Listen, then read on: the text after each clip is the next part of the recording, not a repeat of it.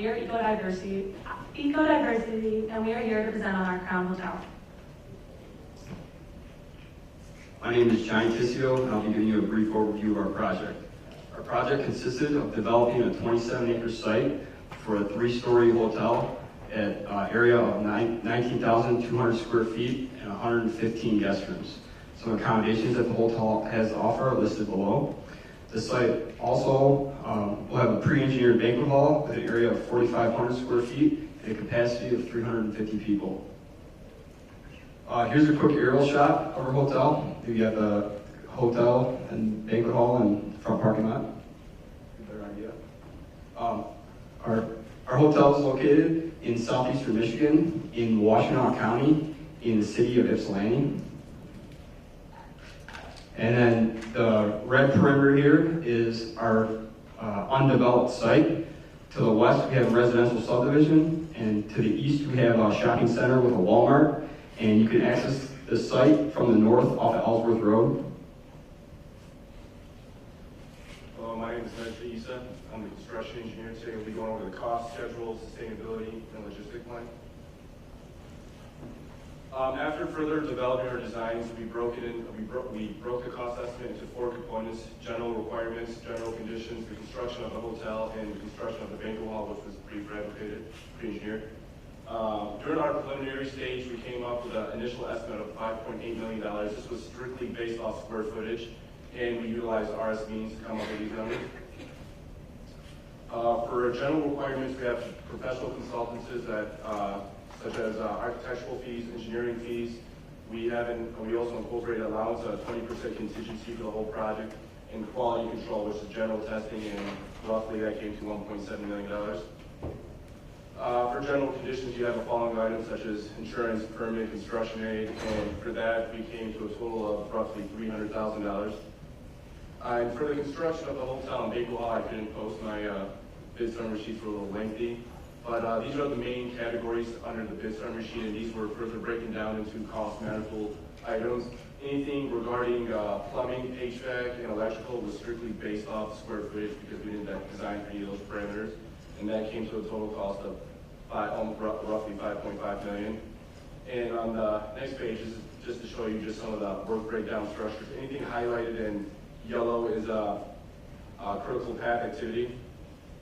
And you can see on the cost breakdown, the majority of the money is going to the hotel, and our project cost, our final cost estimate was $7.4 million. For the duration of the project, we came up with 313 days. This includes design completion and substantial completion of the hotel and banquet hall, which is in November of this year. This is a baseline schedule that was created in Microsoft Project. This is not meant for you to read below things, but to show you that this is the design stage. As you come down here is when we start mobilizing.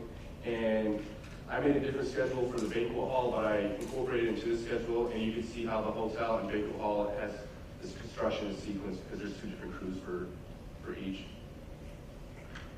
These are the major critical path items that have the least amount of flow time, anything dealing with pouring concrete or form work that had the least amount of days, and we wanted to make sure we stay on top of these activities. For our sustainability management plan, we're going to only be developing 15 out of 27 acres. We'll be utilizing recycled crushed aggregates, warm mixed asphalt, and a green roof, low flow fixtures, and LED lighting throughout both buildings. For our logistics plan, we'll be utilizing 2 cranes, one for the banquet hall, one for the hotel. Highlighted in yellow is our delivery route, and here's our storage of materials, our waste containers, and we have our offices right here, trailer offices. Hi, my name is Caitlin Watson. I'm the geotechnical engineer. Throughout this scope, I will go over the design fill profile, site preparation, the final foundation design, and strip foot design. The first thing with my design soil profile, on top there's 5 feet of engineering fill and 2 feet of organic clay. With that being said, we will excavate out both of those layers due to settlement issues, which will then lead us to have the water table approximately 3 feet below grade. The first shallow foundation I looked at was below the water table, and due to dewatering costs, this shallow foundation design was put out because dewatering costs would have been way too high. The second foundation I looked at was above the water table, but it would not meet the requirements of Michigan's frost depth of 42 inches because it had only been 3 feet below grade. The third shallow foundation I looked at, we ended up adding 5 foot of fill by the hotel and the banquet hall. This would put it above the water table as well as meeting the requirements of Michigan's frost depth. This gave us a bearing capacity of approximately 2,700 PSF for the soil. That being said, the minimum width of this foundation would have to be 15 feet by 15 feet. It would not be economical or cost effective to use this type of foundation because the column spacings are only 30 feet apart. So we looked at a deep foundation. The deep foundation we went with is called the drilled shaft design.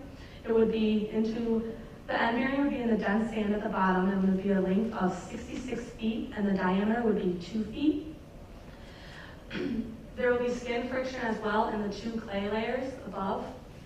And we use the slurry drilling process to put the foundation in, where we will use an auger cast to take the soil out, and then the trimming will put the concrete in after, with the reinforcement first before the concrete. The reinforcement will consist of number 8 grade 60 typical rebar with number 3 tie bars approximately every 8.5 inches. The strip footing design will be used to hold up the concrete blocks around the building, and this will be 3 feet in width. All right, as a structural engineer, the main resources that I used are listed here. RAM Structural Systems was a software I used throughout the course of the project. My scope of work is listed below, and I'll be going into more detail on that. So first off, I started off with developing an architectural plan, figuring out the room usage for each room so I could later get the pressures. And then I came up with a member layout plan as well as elevation sketches. Here's just a look at the member layout sketches for the second and third floor. These are just common spacing common spacings for the hotel. Beam spacing is 10 feet from beam to beam. Column spacing, they're spaced 30 feet apart typically. Column length is 14 feet, it's the height, and just showing the hallway width for later purposes. Also on the roof, the beams are spaced 6 feet apart. So after we got the dimensions of the hotel and size down, we started our load calculations, and ASCE 710 was used to help develop these load calculations. The wind load, we developed the design wind pressure for different scenarios. The snow load, as you can see here, we figured 22 PSF, it's minimum low slope roof load for the area, and a maximum drift of 50 PS up to the parapets and over. The live load, like I said, is area specific. We get the loading from the architectural drawings. But that load, we figured 20 PSF for MEP, and things like members and self-weight was calculated using RAM. Then after we created the member weight, moved on to seismic. All right, so using RAM, what we did is entered in the live, dead, and snow to create our gravity members in RAM beam and RAM column. After that was done, we knew the member sizes. We entered in our seismic and wind criteria, and we developed our lateral force distancing system. And these values were checked by hand calculations to make sure they made sense. Here's just a layout of the hotel after it was sized. We're going to zoom in. To the left here, it shows our composite floor system. We have the size of the beam and the amount of shear studs. As you can see to the right here, this is just a guest room at 40 PSF live load. Typical beam size is W12 by 14. We also call out the chevron bracing here. Here's an elevation view and a common bracing size for the hotel as HSS members for 4.5 by 4.5 by half inch thick. And then finally, connection design was done. Here's an example of one of the brace connections that was completed. You have an HSS member welded to a gusset plate to a wide flange. Nice. And then finally we use shear connections as well. And here are just two of the details. We have a coat beam on the left side and a double angle connecting to a column here. I'm David Hanlon, the Water Resources Engineer. In coming up with my design, I followed standard specifications set by Washtenaw County Stormwater Management Guide, Michigan Low Impact Development Guide, and the American Water Works M22 manual. This aerial photograph is part of a firm map. That's a flood insurance rate map. In the upper right-hand corner, delineated in red, we have our project location, and on this side we have the Larninger floodplain. The highest elevation of the floodplain is 762 feet, and the lowest elevation on our site is 804 feet, so it's nothing we need to be concerned with. Best management practices are also known as BMPs. They're important to a project because there are ways in which you can manage stormwater runoff. Our design utilizes a detention pond, the chamber max storage system underneath the banquet hall parking lot, the green roof, and the rain guard behind the hotel. This site layout shows all of the available green space we have, including the islands in the parking lots. It is divided up into sub-catchment areas. This northern half of the project site will all drain into the storm sewer network. In the box in the middle, around the hotel and banquet hall, will be the rain garden and the chamber max system. And then everything to the south will drain into the detention pond. We don't have a whole lot of infiltration on our site. The hydrologic slope group is D. It's a clay, so we make use of a green roof and the rain garden and the chamber max system to infiltrate what we can. The contour map here was created using StormCAD and overlaid on an AutoCAD drawing of our site layout. We use the rational method in calculating runoff in Bentley's StormCAD. We have three different coefficients used: 0.53, which is the runoff coefficient of our entire site; 0.68, which is the runoff coefficient of just the northern part of our site, which enters the storm sewer; and then 0.15, which is the runoff coefficient of our green roof. And I use Mang's equations in my Excel spreadsheets when I check the calculations done in StormCAD. So this is an AutoCAD drawing of the storm sewer layout I created in Bentley's StormCAD. It looks nicer to draw with AutoCAD. I have a lot of areas, subcatchments, and catch basins. In my StormCAD drawings, there's a lot of lines in there that make it difficult to understand. This is just a general overview of the storm sewer with hydraulic grade line. This picture is not meant for a close-up view. It's just a general overview. This is the same sewer network, however, the far end is where the outfall into the pond is, and we have elevations, and we have on the bottom side concrete pipe sizing, and then the upper end we have catch basin, or the catch basin on the top, and then manholes and other catch basins along the pipeline. Our detention pond on the south end of the site was sized to handle up to a 100-year event storm with a riser and outfall that dumped into I-94 right-of-way with riprap to minimize erosion. My name is Ethan Park. I'm a transportation engineer. Here are my scope of work, which consists of determining transportation features, doing data analysis, geometric design, as well as pavement design.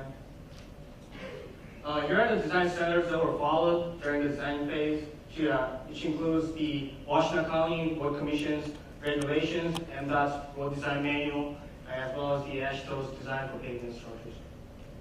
Here are the data analysis. The level of service that was calculated before the construction was LSP, and using the Institute of Transportation Engineering, ADT, trip generation, after the construction was still LSP, meaning that our construction will not affect the level of service on Ellsworth Road. For the crash data analysis, highest percentage of accident happened was at the intersection. And the intersection of Ellsworth Road and South Hewitt, the most accident happened was the rear end.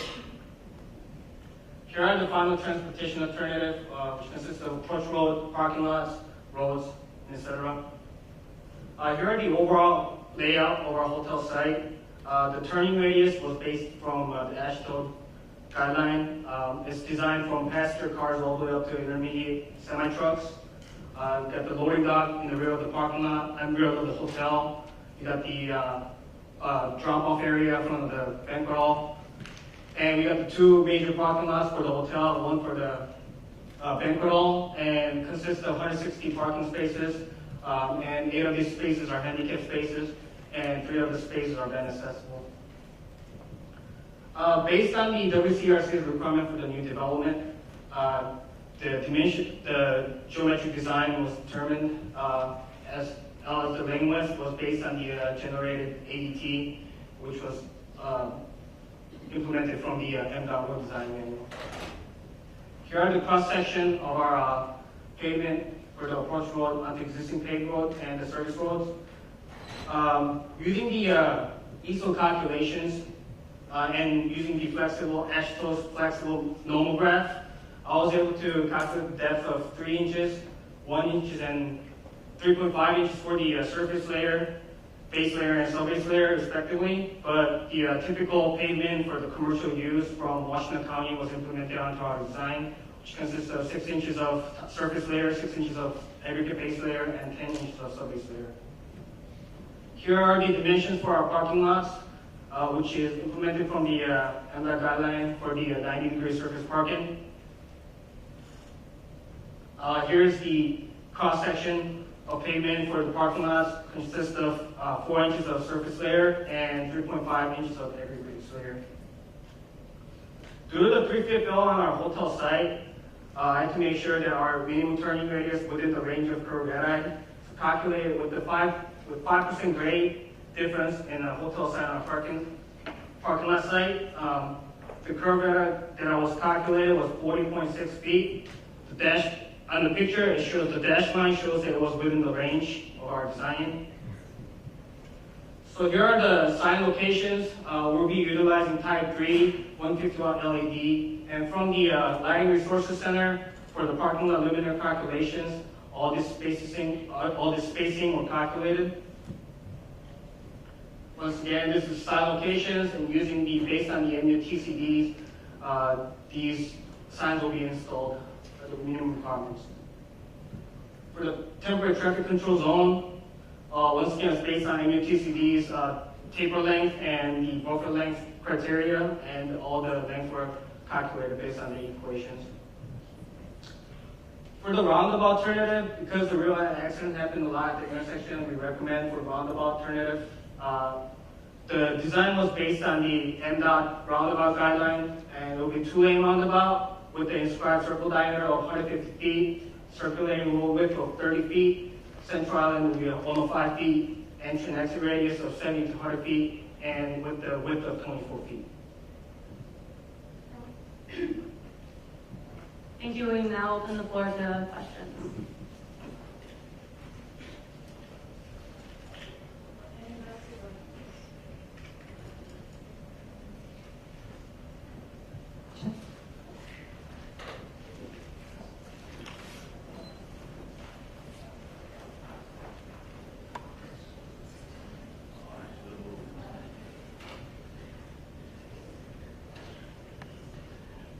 So my first question is a general engineering question, I guess. How do you get 115 guest rooms in 19,200 square feet? Or is that the floor? What's missing? Yeah, it's What am I missing? it's a 3-story building. I guess, well, okay, so there's this, the first floor has guest rooms, second floor has guest rooms, and the third floor has guest rooms as well. So it's a 57,000 square foot. I'm sorry, it's. Your floor area is 57,000 feet. Yeah, is it 19? Yeah, the footprint's 19,200. Footprint, okay. Yes, I'm sorry. Okay. That one was easy. Yeah, sorry. But in the banquet hall, there's 350 people in 4,500 square feet. That seems a little tight. Yeah, that number, what I did for that, is prefabricated, but we designed, when I was getting that dimensions I looked up a similar setup for a banquet hall, and that banquet hall had 300 people, so I used the same square footage, and that's how I got the 350 number. How's that at how many square feet per person? It's 4,500 square feet. Oh, I know yours. What you used to gauge this project? Off of a different banquet hall. That had similar. It had similar dimensions, yes. Okay, and then the question on your green roof. What was your load that you used for the structural calculation? So for the live load, I used 15, and for the dead, I used 30. And that included the green roof? That's okay. So that's just the green roof. Oh, okay. Yeah, that was just for the green roof. Okay, thank you.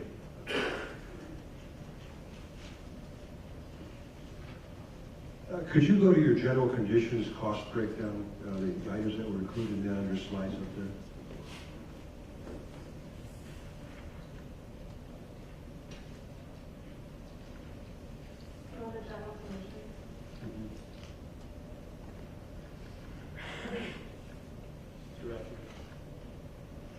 Okay.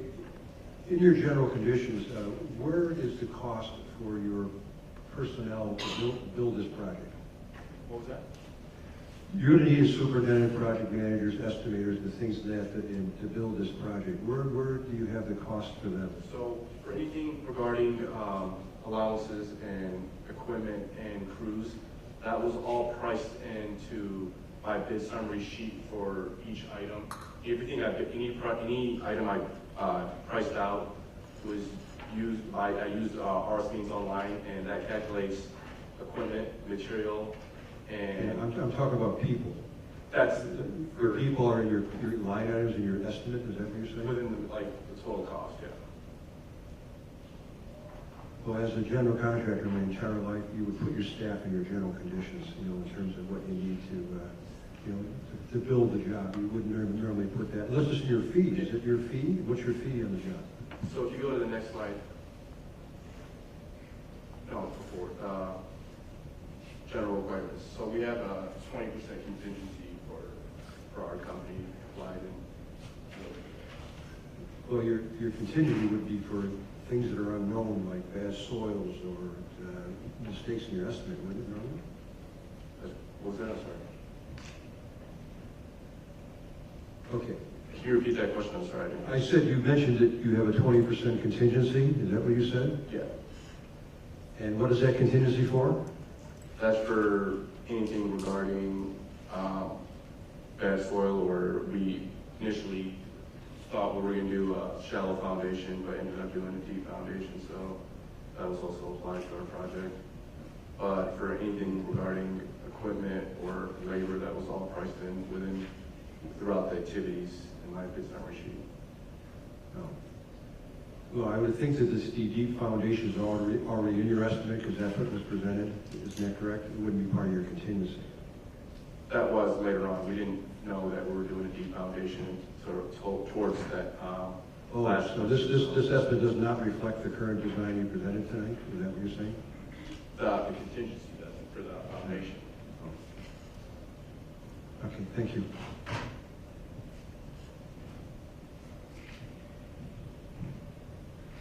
Hey, Glenn. Question for you about your deep foundations. Are you doing is it a drill shaft, or are you doing an auger cast pile? I couldn't quite tell from what you said. Yeah, we're doing a drill shaft design. We're using an auger to take the soil out before placing in the reinforcement. Okay. What are your capacities for your piles? What are your typical, based on typical depth, how much capacity were you able to get out of each of your piles, and were they primarily this is primarily a friction-based pile or an end-bearing pile? It's primarily an end-bearing pile. It end-bears in dense sand. That sand has an allowable bearing capacity of 300 KSF, but the load, it will only be one per column, one drill shaft per column, and that will be able to hold up to, I believe it was 700 kips, and we only need 350 kips, but due to the soil I had to go down to the dense sand, otherwise it wouldn't have worked out. What factor of safety did you use to come up with your capacities? 2.5. And did you do are you doing a high load test? Sorry? Are you doing a load test?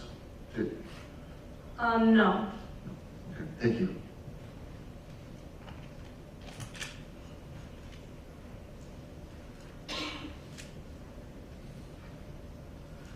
In your description of the project, you call for a pre-engineered banquet hall of 4,500 square feet. What's your description of a pre-engineered building? Is this something that you buy a kit of, or what's pre-engineered? Well, I guess along the course of the design, most of the load was going towards the hotel, and the banquet hall got kind of put on the back burner. But we still, we had the square footage. We still thought that we wanted to incorporate the banquet hall, so we priced it out off of RS means of a banquet hall. I believe it was considered like a social club, and that's how we priced it out. But besides calculating the wind loads, or besides calculating the loading for that, we didn't go any further. Just time restraints, I guess. All right, I can understand. My thought of a pre-engineered building would be some kind of a metal building that you buy the components and put it up. It wouldn't look like this when you get done. Also want to ask about the cost. When you look at the cost that you put together on the preliminary cost estimate, you've got the banquet hall, 4,500 square feet, $1 million, that's roughly $200 a foot. You've got the hotel, 20,000 square feet at $4 million, that's roughly $200 a square foot, except this is not the 20,000 square foot hotel, as we figured out. It's a 60,000 square foot hotel, but you've got a footprint of 20,000. So that would, if you prorate that into the square footage, it would drop it down to about $70 a square foot. And I didn't know if that's the preliminary numbers. In your end numbers, you ended up about the same cost, which was $5.5 million for the total project, actually a little less than what you projected there. And I'm just wondering if that $4 million number is for a 60,000 square foot building or for a 20,000 square foot? For a footprint of 20,000 square feet. So, I'm sorry? it's for the footprint of 20,000 square feet. So from next year, not considering the second and third floor levels. So like what you said, it would be $50 to $60 per square feet if you were to put that to the whole, convert that into floor space, square footage. But that 20,000 square feet was for the actual footprint outside of the building. Okay, thank you.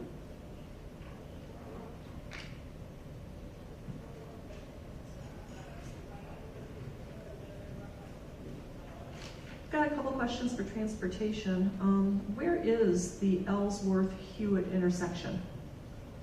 We do not have a picture for that cross section, but if you want the no, the one on the top. Just on the floor.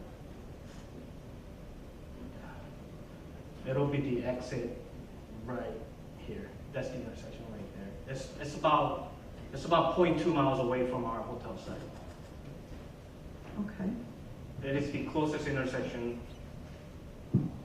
That's what was chosen. Is it currently signalized? Yes, ma'am.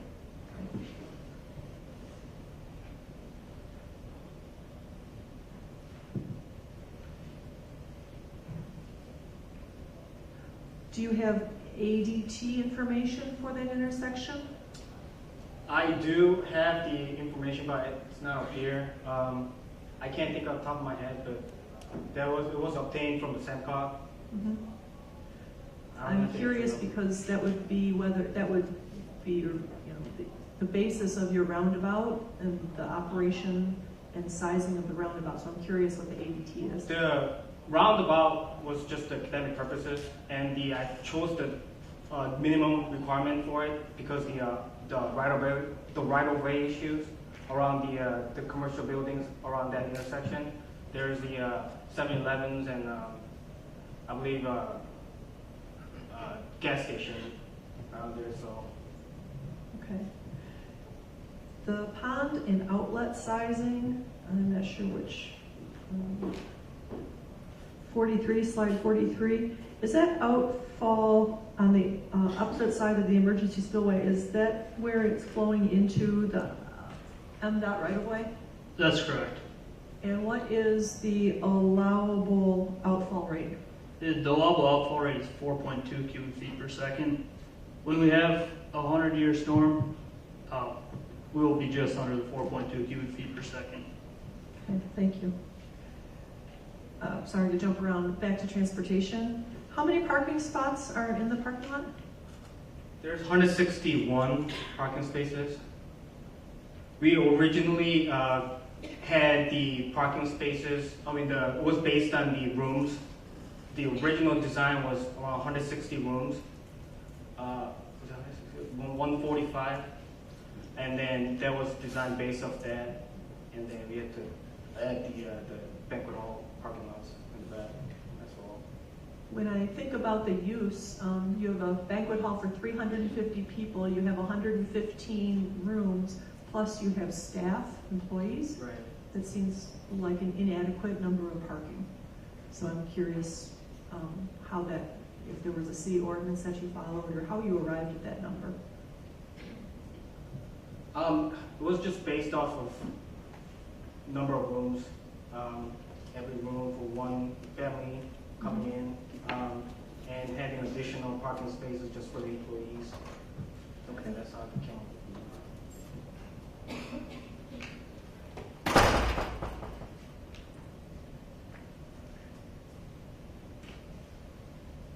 Thank you, that's all I have.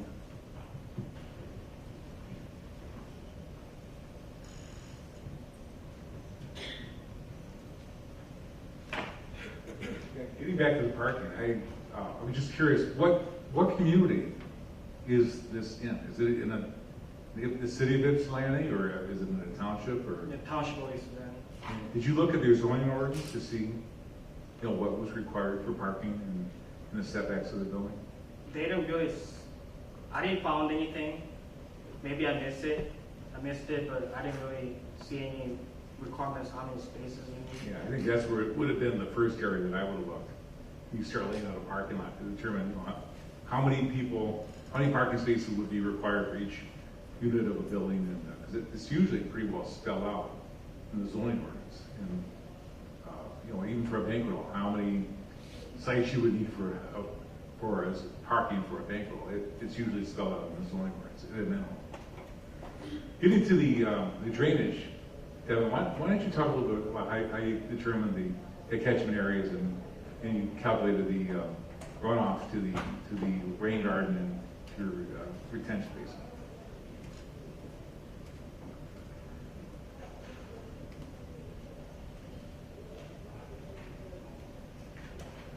All right, I'll start with this slide. Basically, the northern half of our site will all drain into the storm sewer network, and that's the extent of it. Now, in the middle, we have the rain garden to the south of the hotel, and then the Chambermax system underneath the banquet hall parking lot. So the Chambermax system serves the banquet hall roof and the parking lot. And the rain garden serves the hotel, the loading zone behind the hotel, and then the grassy areas around it. Is there a discharge from the rain garden? No, there's not. So it would handle the 100-year storm, or? Yes, the total infiltration volume of the rain garden as designed is 81,000 something cubic feet. And just that area flowing to itself, including the rain garden, is like 2.3 acres. It only comes out to be 25,000 cubic feet of runoff with back-to-back 100-year storms. So you talked about, could you go to the profile? I'm just curious what size piping you had and the slopes. It's pretty hard for me to read it from here. Maybe you can blow it up. Go to the next one, Kate. And what size are the pipes in the slopes? I was just curious what the slope of the pipe was and the velocity. Right here we have 2 barrels, 21 inch. I don't have my slopes. So we got 0.7% and 0.1% slopes. There's two 21-inch pipe, is that what you're saying? Correct. This area right here is the southernmost end of the storm sewer network where it drains into the pond. So it's carrying all of the flow from the total front half of our site.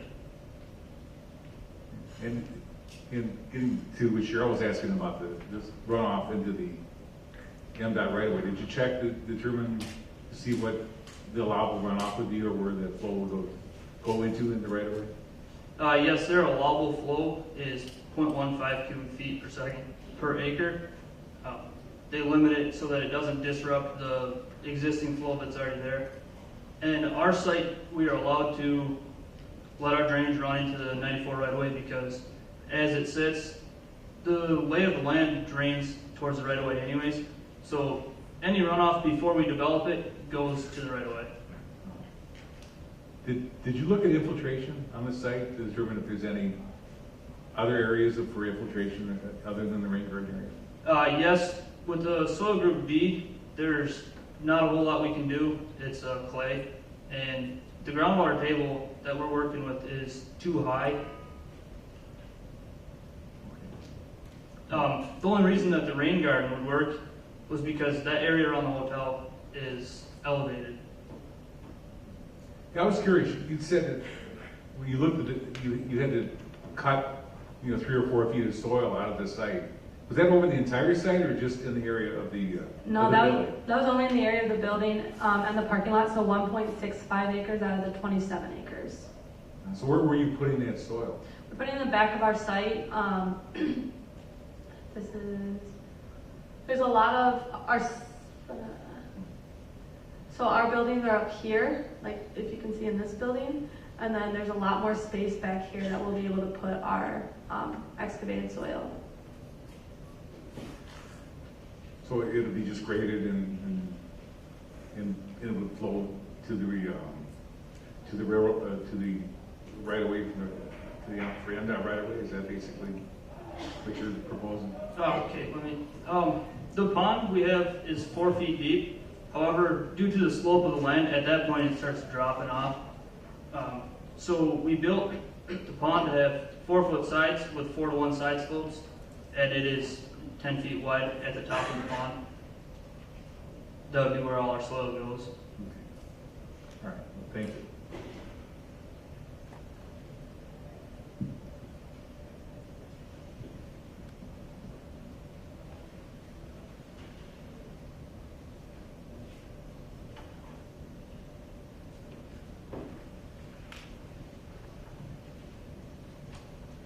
Hi, so the next question is on the schedule. When I was looking at first off, on the critical path activities, you go to the, one more slide. I'm sorry, one more, there you go. What is the total float on these activities?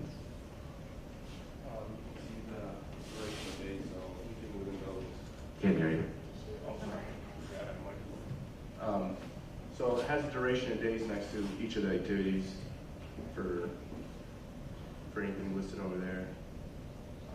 But any of these activities have 0 flow time, so whatever is listed there is when we need to get these activities done. And anything that falls behind on this list would basically make everything else fall behind, following it after it.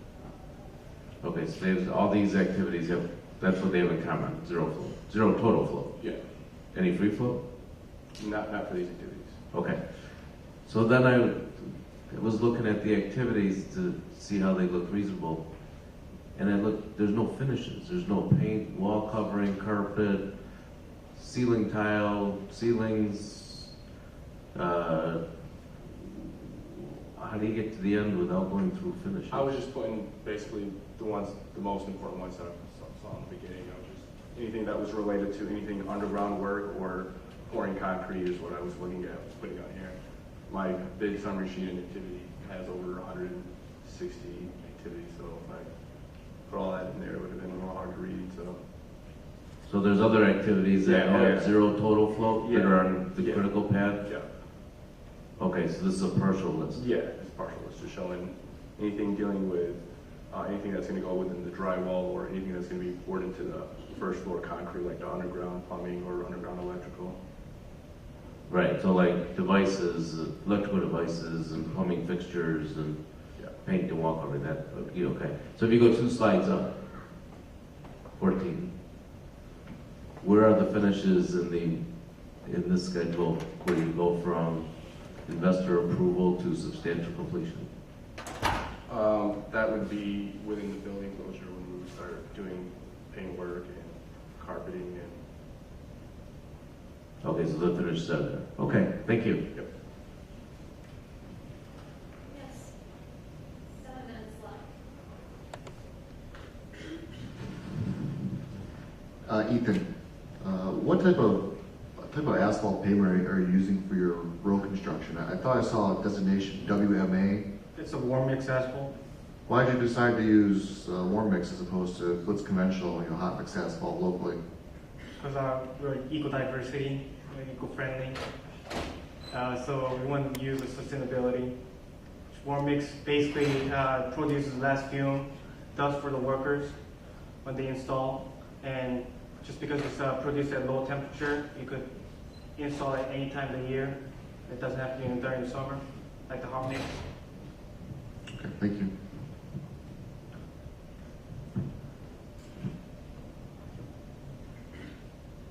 we have any other questions?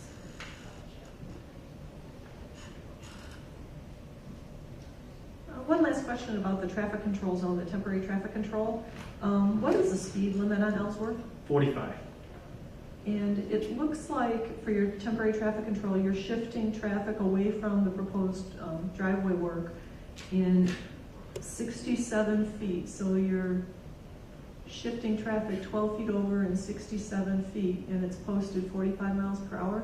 The taper zone was based, the taper length was calculated based, the shifting length was calculated based on the NUTCD calculation for, it's all based on the 45 miles per hour. So 45 miles per hour was added on to the 180 feet first, and then based on that length, 67.5 feet was calculated.